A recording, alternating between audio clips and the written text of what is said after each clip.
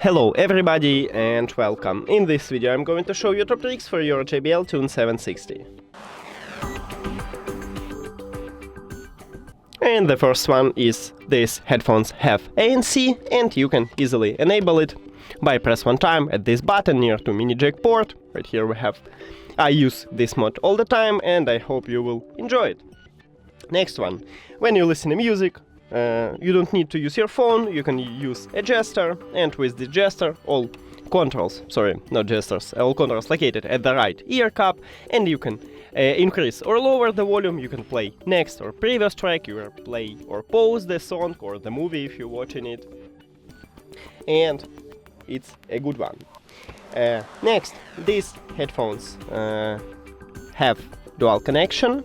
It's this headphone supported, so you can easily connect two devices to your headphones simultaneously, and to make it, just press 2 times at the power button, you will enter to prank mode and just connect it with a second device. If you have some trouble with your headphones, you can easily perform a factory reset, just press and hold volume up button and volume down button at the same time until your headphones is turned off, and then you can reconnect them, repair them.